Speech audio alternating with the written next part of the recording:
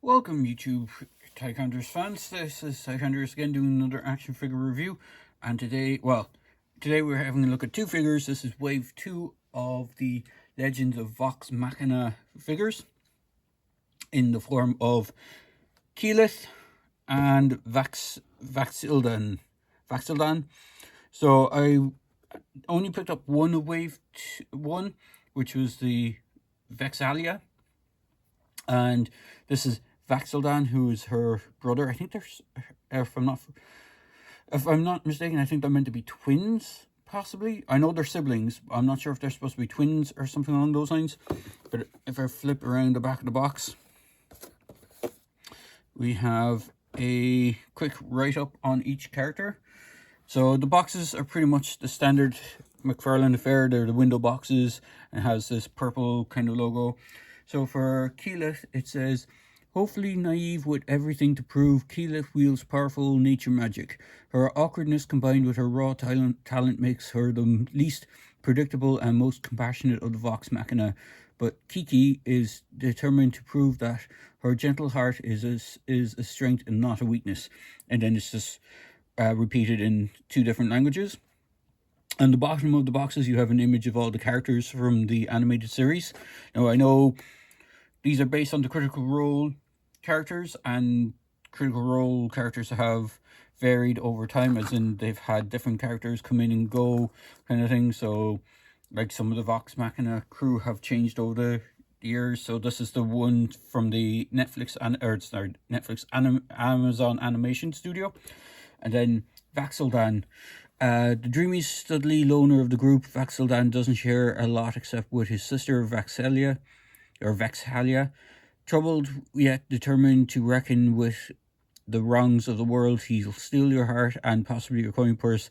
His methods and demeanor may be rough, but there's no denying he's a hero, or at least one in the making. And then again, just like Keyleth's, the thing is repeated in two different languages. So on the side of the boxes, you have artwork from the show. Again, the bottom one has the animated show characters, and then is essentially Critical Role and name of character on the opposite side. So out of all the characters, we're only missing 3 now. So you have Scanlan, Pike, and Grog, basically this trio here. So I'm not sure how they're going to do Pike and Scanlan, because they're quite small characters. I'm kind of hoping they might do them as a 2-pack, and then Grog as maybe a mega figure. It depends on when we get release for them. But so far, Percy's the only figure from Series 1 which I didn't pick up, because at the time I hadn't actually watched any of the show, so I didn't get invested in the characters, and I wasn't a big overall fan of the design. But the other characters look kind of like D&D characters, whereas Percy kind of, most of the D&D games I've ever played, they never had anything like pistols or anything like that. It's always been bows, arrows, or melee weapons, and, you know, staffs for the magic users. But that said, we'll get on to the figures. So each figure comes with accessories, which are kind of dedicated to their character. And then, as a default, now I didn't take them out of the boxes. You might have seen them sitting in the back behind the actual box, or behind the characters. Let me just get them standing there. They both come with a base. This is the one of Vex'alia. It's the exact same base that comes with the others. The only difference is, the only difference between other franchises is the logoing. So the Vox Machina ones all have the same. Would have been nice if they had the Critical Role symbol, like the dice symbol up on the center of it. Would have been nice touch, but it is what it is. So we'll get on to Keyleth first. Now, Keyleth comes with only one accessory, which is her staff. It's done in a brown plastic. Even the wrapping is cast in the same plastic, and then the only paint app on it is this gemstone at the top of it. I know it's fairly basic paintwork, or, you know, very simplistic paintwork. You probably could go to town on this, picking out all the details of the wood. The sculpt is there. It's just not superly painted. I think most of the paint apps or paint portion went for the figure. She does have a lot of paint application. Her uniform is pretty much cast in this light green, and it has the darker green painted. So there's the paint apps for that. The head sculpt is quite nicely done. You can even see the freckles. They attempted to do the freckles on her.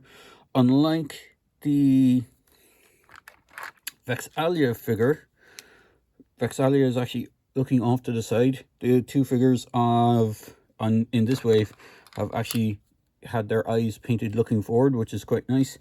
She does retain articulation, so she does have rotation in the arm. She does have a bicep swivel.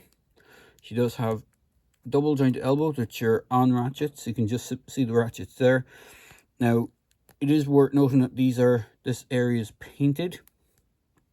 I think I'm not sure if it's cast in the skin tone color. It doesn't look like it is, but it is cast in I think it is actually cast in the skin tone, because you can see kind of bleed through, coming through from the paint app, at least on her right arm, not on the left. Not so much on the left, but it is what it is. Her wrists also have that rotation with the hinge joint. Her left wrist is actually very floppy on mine, not so much on the right one. It's a bit more sturdy, and it's a bit of a shame because there's only one grip hand, which is the actual left one. So if you put the staff in her hand, it has a tendency to droop the hand a bit, because it's supposed to have a ratchet, as far as I can tell, because it feels like there's a ratchet on the right hand, but there's no ratchet on the left, or at least mine doesn't appear to have the ratchet kind of working on it, so it's very floppy, unfortunately. She does have a waist swivel, which is hidden underneath her costume.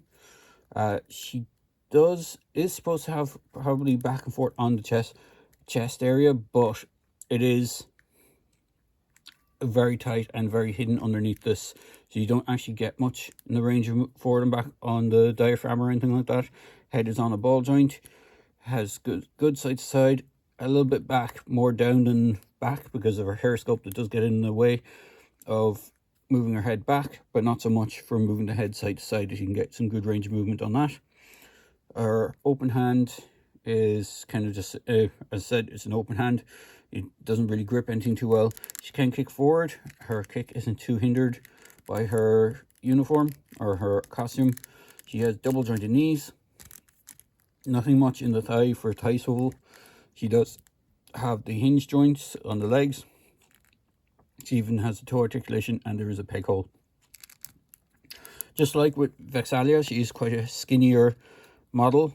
In fact, both Vex and Vax have a kind of skinny legs. I'm not sure if Percy has that as well, because I haven't picked him up, but I probably will backtrack and pick him up. But they do fit onto the bases quite nicely, so if you have trouble standing them, you should be able to get her to stand on the base. If you just get her to hold her staff, you can do that, and you can have her standing with her staff, which isn't too bad. For Vax, I know I'm going to go back and forth with the names on these. It's Vex and Vax. He comes with 3 accessories. So if I just move him off to the side, hopefully he will stand for me. It's just getting him into that right spot for him to stand. He comes with 3 daggers, which are all the same. So I think he's supposed to be sort of the rogue of the party, or the thief. So he has, daggers that he can draw from hidden locations and just fling at people and stuff like that. So his 3 daggers are identical from what I can tell. He does only have storage for 2. I did look around to see if he had a third hidden spot or anything like that, but I can't see one. So he has storage for the 2 daggers on his back. Let's go the other way around. So they do fit in that way. Now, it is noteworthy that the back of the sheaths are actually open, so you can see the blades behind them. Would have been nice if they could have just closed that edge off just where it meets the body. For him, his articulation is quite a bit more hindered because of his his costume. He has this big cloak, fur-lined cloak going around his shoulders. It does tend to get in the way. It's a bit of a solid piece. Same with his hair. His hair is actually in a ponytail, and it does hinder his forward and back motion a bit. You can get some, but not much. He does do side to side, not too bad, but it does hinder his neck articulation for putting the head down or putting the head up, anything like that. He does have that same kind of issue with the waist as well, because of his uniform kind of does get in the way. He can move his waist underneath the uniform, or underneath the tunic. He can kick forward, so that doesn't get in his way too much. You can't really do the splits, let's say, too much. Well, you can do the splits reasonably well. Keyleth, I think her uniform does get in the way for doing splits. You can get the double jointed knees. You have the single rotation ankle with the foot articulation as well. And then you have the same thing with the arms. Now the arms are another area where he runs into trouble because of this big piece. You can only really get the arms up that much. You can't really get it back. And it's the same on both sides because of this big fur-lined collar for his cloak. You can do the rotation. He does have the double jointed elbows. He does have the same hinge and rotation on the hands. He can hold daggers in both of his hands. So usually holding it in his left, but he can put it into the right hand. They both have gripping hands, or he has both gripping hands, as opposed to Keyleth, who has like an open palm. I think the open palm for Keyleth is supposed to be kind of a gesture, magic gesturing pose, but he does stand quite nicely. So just bring him back a bit to stand with Keyleth. Again, just to get him into that right spot. Otherwise, he does tend to, he's going to probably flop over him. There we go. So he does stand reasonably well. And then, just for a comparison, because I have her handy, we'll bring in his sister. Bear with me a moment. I'll just get her gear together. And as I said, with Vex, whichever one it is, her eyes were done to the side, whereas his are actually looking straight forward. So you don't have the side eye thing going on with them. These figures do stand around the 7-inch mark. So if we're just bringing the tape measure, see they stand just around the 7-inch mark. Keyleth is a little taller because of the kind of crown pieces, or the tiara piece that she's wearing. But all in all, she's not too bad. Now, I think it's a missed opportunity with McFarlane. I have this magic effect. I think it's either a Power Rangers Lightning Collection magic effect, or it's from one of the Marvel Legends figures. It's definitely a Hasbro thing anyway. But like, I have this green glow of magic effect, which you can actually put onto Keyleth's staff. It does fit really loosely, but it does look like she's conjuring magic, which is pretty cool. It is a missed opportunity that McFarlane didn't do something like this for her. Just give her that one extra accessory that the others don't have, like magic casting. If they do that with Pike, would be kind of cool, because she's also a kind of magic caster as well. So any of the kind of characters that do magic casting, they should have included some sort of magic effect. Even when they did the Witcher line, they actually did this kind of fireball effect, which was for the Witcher. It would have been cool if they had something similar for Keyleth, like as a swappable hand, with just doing green kind of nature energy, or whatever you want to call it. But all in all, not a bad figure. So just for another size comparison, we'll bring in one of the NECA figures. This is a NECA Scar Predator, because it's something I have at hand.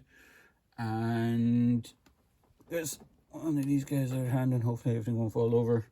Just bring in another supposedly 7-inch scale figure. This is one of the Turtles, movie Turtles. So you can see the scaling of these figures. All in all, pretty cool set. If you're a fan of the show, they're a pretty good representation of the characters from the show. And as I said, you have the stands for them as well. If you're having trouble standing them, you can use the stands for them. And hopefully, as I said, we will get Grog and Pike. I keep trying to call her Pixie, but it's not Pixie, it's Pike.